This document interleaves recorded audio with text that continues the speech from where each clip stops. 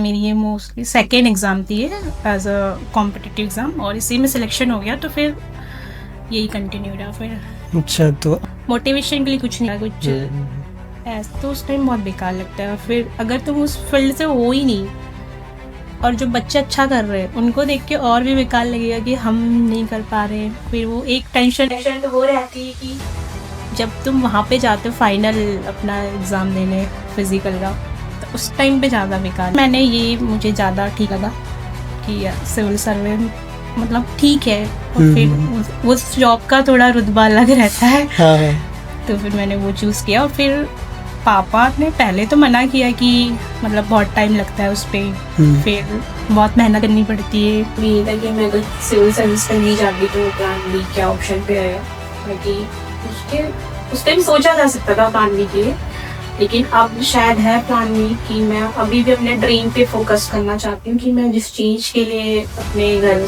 से papa mummy से जिस चीज़ के लिए इतना मनाया था। है आपको जैसे क्या गर्ल्स होती है बाहर कहीं जाती है तो पेरेंट्स का भी होता है कि अगर बहुत दूर है, पोस्टिंग बहुत दूर है, तो वहाँ पे भी गर्ल्स के साथ बहुत सारी प्रॉब्लम्स आती है। कभी कभी क्या कुछ तो इन सब चीज़ों पे एज अ गर्ल तो मैं कहूँगी कि अगर आपको कुछ करना है तो फिर ये सब चीज़ें साइड बहुत ज़रूरी है, साइड करना इन सब चीज़ों को, तो तभी आप जाके सक्सेस होंगे या फिर अपने उस लक्ष्य को हासिल करेंगे जो आपने देखा है।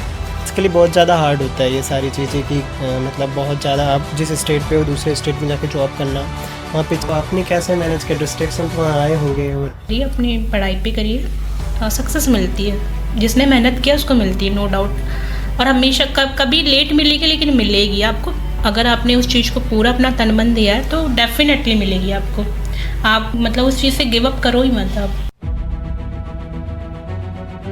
ये मुझे कुछ बनना है या बनना था जब आप स्कूल में थे? मेरा स्कूल टाइम पे तो सपना था कि मुझे डॉक्टर बनना है, क्योंकि जब मेरे कज़न्स हैं जो बड़े भैया वो भी उसी फील्ड में थे, और फिर मेरे मोस्टली रिलेटिव्स उसी फील्ड में थे। तो जब बच्चा मतलब सामने से देखता है सारी चीज़ों को तो फिर वही उसके दिमाग में आ जाता है। तो मेरा था डॉक्टर बनने का, फिर वो धीरे धीरे चेंज हुआ और फिर मैंने 12th के बाद सिविल सर्विस के सपने देखे फिर। अच्छा। और फिर अनफॉर्चुनेटली तैयारी उतनी थी नहीं, और मेरी ये मोस्टली सेकेंड एग्ज़ाम थी एज अ कॉम्पिटिटिव एग्ज़ाम, और इसी में सिलेक्शन हो गया तो फिर यही कंटिन्यू रहा। फिर प्रिपरेशन कहाँ से स्टार्ट की? कुछ प्रिपरेशन के टाइम पे तो बहुत डिफ़िकल्ट था। मतलब पहले तो फैमिली वालों को मनाना है कि मुझे बाहर जाना है पढ़ने के लिए, क्योंकि शायद फैमिली में मैं पहली लड़की होती है जो मतलब इंदौर जाके पढ़ती।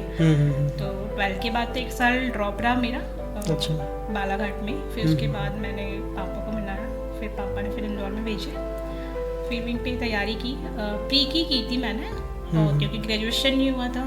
और फिर ग्रेजुएशन जैसे ही कंप्लीट हुआ अदर एग्ज़ाम की भी फिर मैंने प्रिपरेशन स्टार्ट कर दी, मतलब साथ में।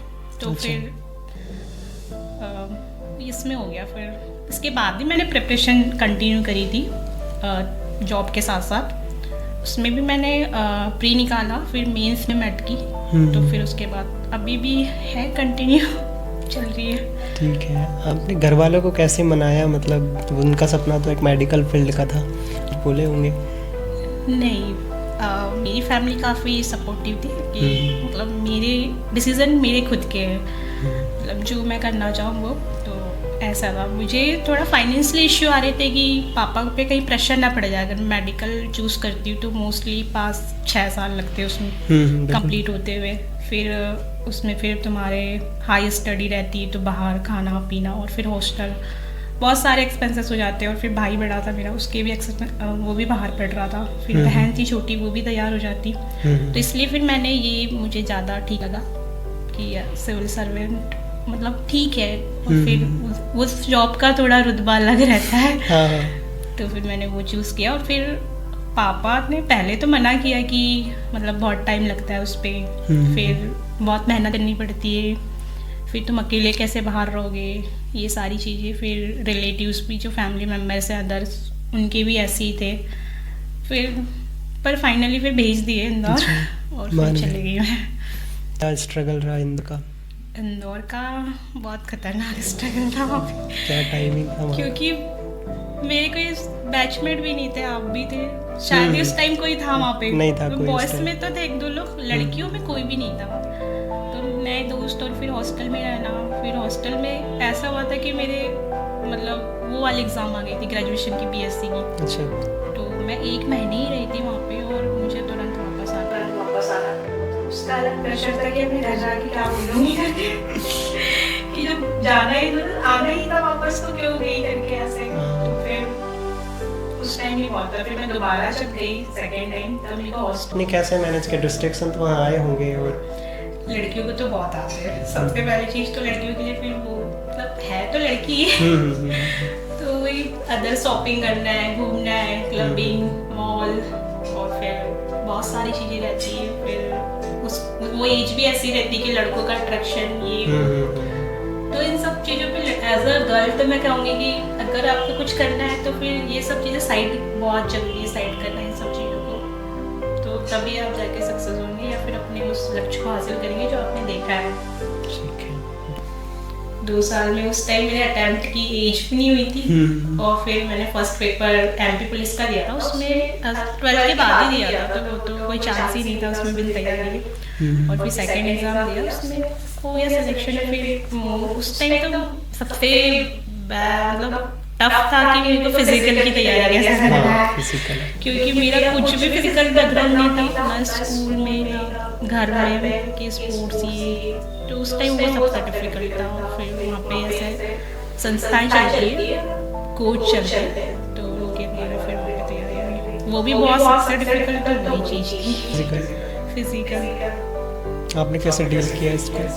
जब सिलेक्शन हुआ तो जब फिजिकल निकालने का टाइम तो कैसे मतलब क्या तैयारी की उसके लिए? तैयारी बहुत अच्छी थी, बहुत अच्छा एक्सपीरियंस था उस टाइम पे। लेकिन उस टाइम पे बुरा लगता था क्योंकि शायद ही उसके पहले मैंने कभी रनिंग भी की होगी। हाँ लगता है। एग्ज़ाम तो निकल गई थी, फिर उसके बाद जैसे ही उसका प्रेशर आया फिजिकल का तो पहले तो मैं वहाँ पे एक अटल बिहारी कॉलेज है उसका ग्राउंड है, वहाँ पे सारे बच्चे आते हैं या फिर वो डीएवी है वहाँ के कैंपस में होता है वहाँ पे। अच्छा। तो वहाँ पे बहुत सारे टीचर्स होते हैं, कोच होते हैं जो करवाते हैं। पहले तो मैं उस दिन ऐसी खुद से गई, फिर वहाँ पे कोच को ज्वाइन किया, फिर उन्होंने प्रिपेयर करवाया। उसमें भी सुबह शाम जाना धूप में और फिर वापस आना, फिर अपनी हेल्थ डाइट प्लान करना। क्या आपका टाइमिंग क्या रहता था? कैसे टाइम मैनेज करते थे? उसमें ऐसा टाइम ऐसा रहता था कि सुबह 6 बजे जाओ तो फिर वो 9 बज जाते थे आते आते। अच्छा, सुबह 6 से 9? 6 से 9। और उसके बाद भी फिर तुमको अपनी क्लासेस भी जानी है, खाना भी बनाना है, अपने पर्सनल काम भी करने हैं और फिर वापस आके फिर शाम को फिर 4 बजे फिर तुमको ग्राउंड जाना है, फिर 6 बजे वापस आना है। फिजिकल के लिए ऐसा कुछ टारगेट होगा ना कि आप इतना अचीव कर लोगे फिजिकल में ताकि आप फिजिकल निकाल सकते हो, वो कैसा कैलकुलेट होता है?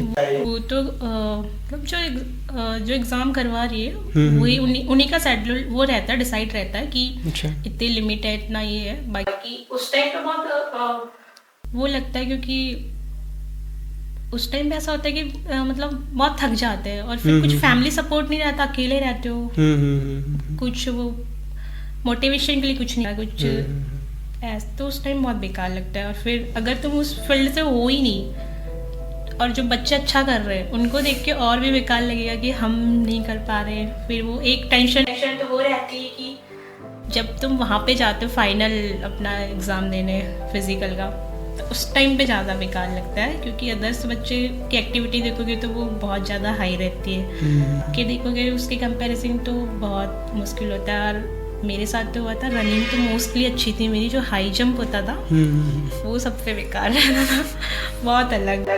और वो मेरा सेकेंड अटैम्प्ट पे निकला, तो फर्स्ट अटैम्प्ट पे जब मैं नहीं दे पाई मैं तब बहुत मुश्किल था कि अब सेकेंड वाला निकलेगा नहीं निकलेगा, 2 चांस मिलते हैं, तो सेकेंड चांस में फाइनली फिर हो गया। और फिर जैसे ही मैंने सबसे पहला कॉल अपने पापा को किया कि मतलब, और मेरे पापा भरोसा भी नहीं कर पा रहे थे कि मैंने वो फिजिकल निकालेगा कि रिटर्न तो चलो ठीक है, उनको भरोसा था कि रिटर्न मैं लूँगी, लेकिन फिजिकल के लिए बिल्कुल उनको विश्वास नहीं था कि मैंने फिजिकल निकाले करके। फाइनली फिर हैप्पी एंडिंग हुई। फिर मेडिकल में इतनी ज़्यादा दिक्कत नहीं, मेडिकल फिट नहीं है। फ्रेंड्स में अपने पापा को कॉल किया कैसे? हाँ, सबसे पहला कॉल पापा को था, फिर वो कोच को वीडियो कॉल किया अच्छा। मैंने, जिन्होंने सिखाया था, फिर बाकी लोग का। क्या रिएक्शन था, पापा क्या बोले? उनको मतलब ऐसा वो फर्स्ट वाइज थी उनकी, सच बोल रही है कि तुम्हें निकाला है करके, ये ऐसे ही था। फिर वो बहुत खुश हुए और फिर उन्होंने अपने स्कूल में और फिर सामने मोहल्ले में मिठाई मिठाई बांटी। और वो उस टाइम मेरी एज भी छोटी थी, 21 साइड, मतलब तो फिर अलग ही फीलिंग थी, वो अच्छी थी, रहती है, बहुत अच्छी थी। और रिलेटिव्स को तो पता होगा ही, जैसे हाँ। क्या बोले वो? अभी भी मतलब मेरा एग्जाम्पल सेट होता है कि हाँ मतलब लड़की ने किया है करके, मतलब हाँ उसने अपनी जिद की थी तो वो उस पे खड़ी उतरी करके, तो खुश हूँ। यही ज़रूरी है, खुश रहना, क्योंकि बहुत सारी चीज़ें होती है, मतलब आजकल भी क्या होता है, पेरेंट्स के दबाव से, और बहुत स्टूडेंट अभी भी किसी का मन नहीं होता करने को, और किसी भी फील्ड में अपना एक अलग ओपिनियन रहता है कि मैं अगर डॉक्टर बनना चाहता हूँ तो मुझे डॉक्टर बनना है। पेरेंट्स थोड़ा अगेंस्ट होते हैं, पेरेंट्स ऐसा है कि वो बुरा तो नहीं चाहते लेकिन भला ही चाहते हैं, बट ऐसे बहुत सारे स्टूडेंट्स हैं जो आज भी पेरेंट्स के थोड़ा प्रेशराइज रहते हैं, सोसाइटी के प्रेशराइज रहते हैं कि वो अपना मन का कुछ करना चाहते हैं, लेकिन वही है कि उनके अकॉर्डिंग चलते रहते। तो ऐसे बच्चों के लिए क्या कहना चाहेंगे जो आज ऐसे फेज से गुजर रहे हैं? सबसे पहले तो अपने पेरेंट्स से डिस्कस करें अपनी चीज़ें कि उनको किस चीज़ में इंटरेस्ट है, और उनको समझाएं कि अगर आप करियर वाइज चूज़ कर रहे कि हाँ, पेरेंट्स को ये टेंशन रहता है कि इस फील्ड में करियर नहीं है करके, और मोस्टली अपने साइड के पेरेंट्स देखें तो सबकी टेंडेंसी ये है कि हमारा बेटा डॉक्टर बने, इंजीनियर बने या फिर IAS बने, ऐसी मोस्टली टेंडेंसी। वो अदर स्कोप को देखेंगे तो उन पे फिर वो डाउट करने लगते हैं बच्चों पे कि ये चीज़ें नहीं है, तुम्हारा इसमें करियर नहीं है, पैसे नहीं है, आगे चल के कैसा करोगे। तो अब तो वो टेंडेंसी चेंज करना चाहिए। एज अ पेरेंट्स मैं कहूँगी कि सबसे पहले तो अपने बच्चों से डिस्कस करें कि बिल्कुल उनको क्या सोचना है, उनको क्या करना है, क्योंकि आगे की लाइफ शायद उनको जीनी है। आप तो बहुत सेकंड मतलब आ जाओगे, आगे जो भी करना है वर्क, क्योंकि वर्क भी बहुत डिफ़िकल्ट होते हैं हर जॉब में, तुम ज़बरदस्ती वो काम नहीं करवा पाओगे उनसे। अगर आपका इंटरेस्ट नहीं है तो फिर वो काम पे भी उसकी रुचि नहीं होगी और उसका मेंटली जो हैप्पीनेस है वो भी नहीं रहेगी। तो पेरेंट्स से तो है कि वो डिस्कस करें सबसे पहले, और बच्चों से कि वो अपने पेरेंट्स को समझाएं कि आप जो सोच रहे हैं वैसा नहीं है, अलग है। और आज अब तो सारे प्रेजेंट का एटमॉस्फेयर देखेंगे तो बहुत सारे फील्ड आ गए, बहुत से स्कोप आ गए अपना करियर डिसाइड करने के लिए। और फाइनेंशियली देखें तो सारे करियर पे मतलब फाइनेंशियली स्टेबिलिटी है, तो पेरेंट्स को अपने बच्चों के अनुसार जाना चाहिए उस चीज़ में। बिल्कुल। जब आपने ज्वाइन किया, ज्वाइनिंग की क्या टाइमिंग थी, मतलब किस डेट कब ज्वाइन किया, वहाँ से जो सफ़र आपका स्टार्ट हुआ ज्वाइन करने के बाद, फिर क्या क्या फेसेस आए आपको? जैसे क्या गर्ल्स होती है बाहर कहीं जाती है तो पेरेंट्स का भी होता है कि अगर बहुत दूर है, पोस्टिंग बहुत दूर है, तो वहाँ पे भी गर्ल्स के साथ बहुत सारी प्रॉब्लम्स आती है। कभी क्या कुछ ऐसी प्रॉब्लम जो आपके साथ फेस हुई? ऐसे तो कोई प्रॉब्लम नहीं हुई मुझे। ट्रेनिंग तो टफ़ होती है, और जैसे ही मेरी ट्रेनिंग स्टार्ट हुई 2-3 महीने में वैसे ही कोरोना आ गया, कोविड वाला। फिर तो उस टाइम थोड़ा सॉफ्ट हो गई ट्रेनिंग, फिर लेकिन वो भी सॉफ्टनेस नहीं रही उसमें, फिर वो लोग और ज़्यादा करवाने लगे कि बच्चे स्ट्रॉन्ग हो गए करके। और सारे जो थे उसमें ट्रेनिंग्स वो मोस्टली ज़्यादा एज के नहीं थे, मतलब हम लोग 400-450 गर्ल्स थी एक जगह पे। अच्छा, एक जगह पे एक ट्रेनिंग सेंटर में। तो वो बहुत डिफ़िकल्ट था कि 450 गर्ल्स को मैनेज करना, सबके रहने की, खाने की, और फिर ग्राउंड सबको, वो 30-30 के ग्रुप में डिवाइड होते थे हम लोग। अच्छा। कि एक प्लाटून होता है, प्लाटून उसमें 30-30, और उसमें 1-2 मेंटर रहते हैं, एक मतलब 2 ट्रेनिंग होती है, एक PT होता है और एक IT होता है। तो उसमें 2-2, 3-3 ट्रेनर एक 30 लड़कियों को रहते थे और एक वार्डन रहती थी हम लोग की। तो उस टाइम पे तो सबसे, और फोर्स की सबसे बेस्ट चीज़ है कि आपको बहुत डिसिप्लिन सिखा देंगे। आपको गुड विशेस करना, मतलब प्रॉपर टाइम पे उठना, खाना, बैठना, सारी चीज़ें आपकी बिल्कुल टाइम पे होगी। और बहुत सबसे बेस्ट चीज़ होगी कि आपको रिस्पेक्टफुली सबको देने, चाहे वो कुछ भी हो। मतलब हम लोग के ट्रेनिंग सेंटर में एक डायलॉग बहुत फेमस था कि अगर तुम ट्रेनिंग सेंटर में हो और सामने से कुत्ता भी जा रहा है तो तुमको उसको भी सैल्यूट मारना है। अच्छा। वो तुम्हारा एज अ इंस्ट्रक्टर ही है, वो यहाँ का मेंबर है वो, या उसको आप ऐसा एनिमल ट्रीट नहीं कर सकते। अच्छा। मतलब आदत डलवाने के लिए ट्रेन किया करते थे। और सब बस खाने की दिक्कत होती थी थोड़ी, अच्छा। क्योंकि इकट्ठे आपका माहौल चेंज हो जाता है। और फिर मैंने यूपी साइड ट्रेनिंग की, तो यूपी का थोड़ा कल्चर अलग है। और हम लोग जहाँ पे रहते थे वहाँ पे पूरे ऑल इंडिया स्टेट की लड़कियाँ थी। मैंने गोरखपुर में ट्रेनिंग की है, तो मोस्टली सारे स्टेट की लड़कियाँ मिल जाती थी वहाँ पे। तो सबसे बेस्ट चीज़ तो मुझे लगता है, सबसे ज़्यादा एक्सपीरियंसेबल ये रहा कि अलग अलग स्टेट के लोग को जानने का मौका मिला, क्योंकि बहुत पूरा कल्चर चेंज है। इंडिया को अगर देखेंगे वो विविधता जो में एकता जो है ना, वो शायद वहाँ पे दिखने लगी मुझे। अच्छा। क्योंकि हर दूसरी लड़कियों की लैंग्वेज चेंज है वहाँ पे, बिहार का अलग है। फिर अगर आप साउथ साइड देखेंगे तो उनका तो खाना भी बिल्कुल डिफरेंट है। नॉर्थ इंडिया का तो तब भी सिमिलर रहेगा, साउथ इंडिया का बिल्कुल खाना, कल्चर, सारी चीज़ें अलग है। तो वो सबसे बेस्ट चीज़ होती थी। और उनको हिंदी बिल्कुल ना के बराबर, तो वो हिंदी जब बोलते थे तब और ज़्यादा वो फनी टाइप का लगता था। और काम भी बहुत करवाते थे, मतलब सारा ट्रेनिंग सेंटर तुमको ही मेंटेन करना है कि कहाँ, वो भी साफ़ सफाई, ये चीज़ें। तो संडे हम लोग की वही चलती थी क्लासेस। और फिर इंटरटेनमेंट भी होता था, कभी कोई फंक्शन है, दिवाली है, रक्षाबंधन है, तो हम लोग वहीं सेलिब्रेट करते थे। वो कहने की बात है कि ट्रेनिंग में मज़ा नहीं आता। ट्रेनिंग में बहुत मज़ा आता है। हम आज भी उसको मिस करते हैं कि काश हमारे वो दोस्त फिर से मिले, और वो ट्रेनिंग, मतलब जो हमारे सारिया मैडम थे, वो हमको सारी चीज़ें फिर से मिले। और हम लोग को एक चीज़ और बोलते थे वहाँ पे कि तुम अभी जिस चीज़ से इतना परेशान हो रहे हो ट्रेनिंग से, कि हम कब यहाँ से जाएं, वहाँ पे रहो तो यही फील होता है कि हम कब यहाँ से निकले, क्योंकि इतना फिजिकल एक्टिविटी हो जाती है कि मतलब जाके बेड में जाके सोना है ऐसे में। तो हम लोग को बोला जाता था वहाँ पे कि सबसे ज़्यादा तुम निकलने के बाद यही चीज़ सबसे ज़्यादा मिस करोगे और दोबारा यहाँ पे आना चाहोगे। और लिटरली वही चीज़ें होती है कि आप वहाँ दोबारा जाना चाहोगे। और जब आप आपकी जहाँ पोस्टिंग हुई, तो अभी कैसा माहौल है वहाँ का, आप जहाँ पे हो? अभी मैं वेस्ट बंगाल में पोस्टेड हूँ, खड़गपुर डिस्ट्रिक्ट, खड़गपुर है वहाँ पे उस जगह पे। एज अ गर्ल मुझे ज़्यादा जॉब में ऐसी कोई दिक्कत नहीं हुई। हाँ, कभी नए थे, कभी नाइट में जागा नहीं, तो कभी नाइट शिफ्ट होती थी तो दिक्कत होती थी। बाकी ऐसा कुछ लगा नहीं मुझे। वो आपके ऊपर डिपेंड करता है एज अ गर्ल कि आप कैसे फेस करते हो उस चीज़ को। उसके लिए गवर्नमेंट ने बहुत सारी चीज़ें बताई है। हम लोग के लेक्चर्स होते थे, और फिर हम लोग को बार बार ब्रीफ किया जाता है इस चीज़ के लिए कि आपको कैसे रहना है, आपको क्या करना है। आप तो ये चीज़ें हैं हमारे डिपार्टमेंट में कहूँ तो, बाकी अदर का मुझे नहीं पता। एज अ गर्ल बहुत सारी स्टूडेंट्स हैं जो कि मतलब प्रिपरेशन कर रहे हैं, और वो जैसे सिलेक्शन हो जाता है, किसी के पेरेंट्स ना कर देते हैं कि आप कैसे सरवाइव करोगे वहाँ जाके।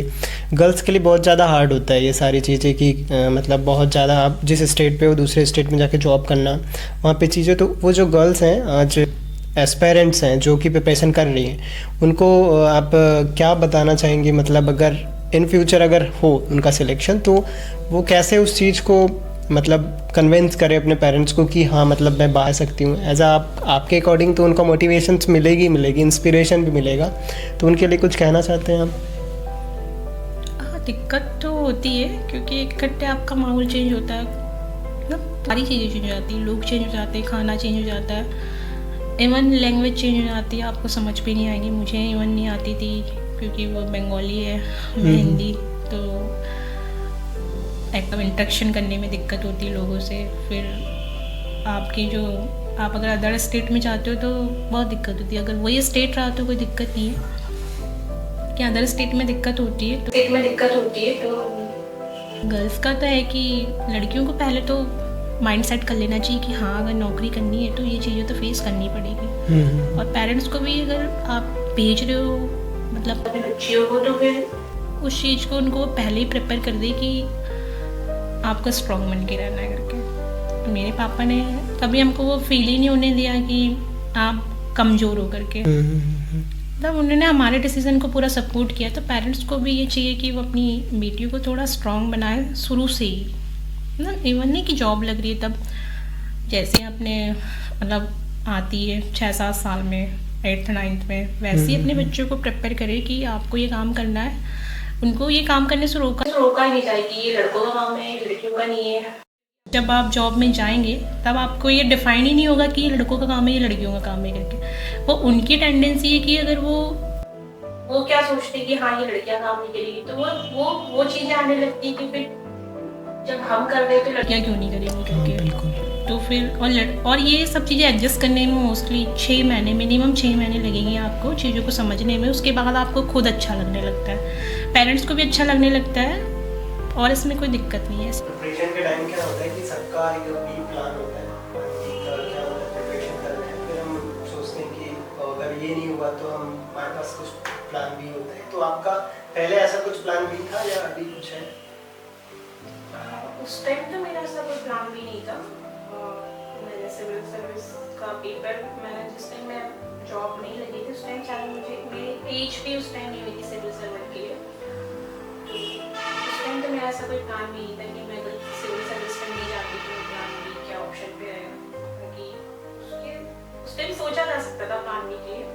लेकिन अब शायद है प्लान बी कि मैं अभी भी अपने ड्रीम पे फोकस करना चाहती हूँ कि मैं जिस चीज़ के लिए अपने घर से, पापा मम्मी से जिस चीज़ के लिए इतना मनाया था मैंने, और जाके इंदौर में मैंने इतना स्ट्रगल किया, मैं उसको कंटिन्यू करूँ, वो प्लान था मेरा, अभी भी है। और अब मेरे पास ऐसा फाइनेंशियली बैकअप है तो मुझे इतनी ज़्यादा दिक्कत नहीं है कि मेरे पास अभी हाथों में कुछ नहीं है मेरे पास। तो प्लान बी है मेरा। और अगर आपका प्लान बी है और आप बहुत उस चीज़ के लिए हो प्रिपेयर कि नहीं मुझे तो ये चाहिए, तो मैं चाहूँगी कि आप उस पर बहुत फोकस्ड रहे, अपना डिस्ट्रिक्ट बिल्कुल लाओ कि अब तो मेरे पास पैसे आने लगे, अब मुझे क्या ज़रूरत है इन सब चीज़ों की। तो क्या प्लान भी है आपका? प्रिपरेशन के टाइम प्लान भी नहीं था कि मैंने उस टाइम तक शायद एक बार भी पेपर नहीं दिया था पीएससी का या फिर जो भी है। मैंने अदर 12th बेसिस वाले एग्ज़ाम दिए थे, वो भी सेकंड एग्ज़ाम में मेरा सिलेक्शन हो गया था। तो प्लान बी की मुझे उस टाइम ज़रूरत नहीं पड़ी। जब आप एक टाइम चीज़ को दे देते हो 3 साल 4 साल और तब आपका नहीं होता सिलेक्शन, तब आपके पास ऑटोमेटिक प्लान बी आपके दिमाग में चलने लगता है कि मुझे अगर नहीं हुआ मेरा तो मेरा अदर ऑप्शन क्या है करके। क्योंकि आपका तो एक फाइनेंशियली इंडिपेंडेंट होना है अपनी लाइफ में। तो शायद मुझे लगता है कि प्लान भी उस टाइम में आता है जब आप 2-3 साल प्रिपरेशन कर लेते हो और उस चीज़ से बहुत परेशान हो जाते हो कि अब नहीं हो रहा है मेरा सिलेक्शन, टाइम रहता है। लेकिन अब मेरा प्लान भी अब है, अभी तो मैं फाइनेंशियली स्टेबल हूँ तो मुझे इतनी फाइनेंशियली किसी चीज़ की दिक्कत नहीं है। अब मेरा प्लान भी है कि जो जिस चीज़ के लिए मैंने सपने देखे तो शायद मैं उनको कभी पूरा करूँ। मैं अपने आप को 2-3 साल दूँ और उस चीज़ के लिए प्रिपेयर हूँ। अगर आपका ऐसा कोई प्लान भी है जॉब के टाइम, तो अगर आपको टाइम मिलता है जॉब से, मोस्टली सारे फील्ड में 8 घंटे की ड्यूटी होती है, और आप ऐसा मत सोचिए कि अब मेरे पास पैसे आने लगे तो मैं अपना ड्रीम छोड़ दूँ या फिर अपनी जो भी रिस्पॉन्सिबिलिटी है। आपको जैसे ही पैसे आने ना आपके पास तो आपकी रिस्पॉन्सिबिलिटी बहुत बढ़ जाती है। फैमिली वालों से सबकी उम्मीदें आपसे जुड़ जाती है कि अब तो मेरा बेटा या बेटी करने लगा है तो वो हमको इस चीज़ में सपोर्ट करेगा। तो आप डेफिनेटली करिए, क्योंकि आपके पेरेंट्स ने आपके लिए वो किया है जो शायद वो अपने उस टाइम पे उन्होंने कैसे मैनेज किया अपनी चीज़ों को वो वही जानते हैं। तो आप करिए और अपना फोकस करिए उस पर। बिल्कुल डिस्ट्रैक्शन तो बिल्कुल ही नहीं करिए कि पैसे आने लगे को, मेरे को पैसों पे घर से नहीं मांगना है, मैं जो चाहे कर सकता हूँ, ये तो छोड़िए। और लड़कों के लिए सबसे मोस्ट है कि वो जो उनके लड़कों का तो रहता ही है मतलब दोस्ती यारी और फिर नशे वैसे, ये इन सब चीज़ों से दूर रहिए।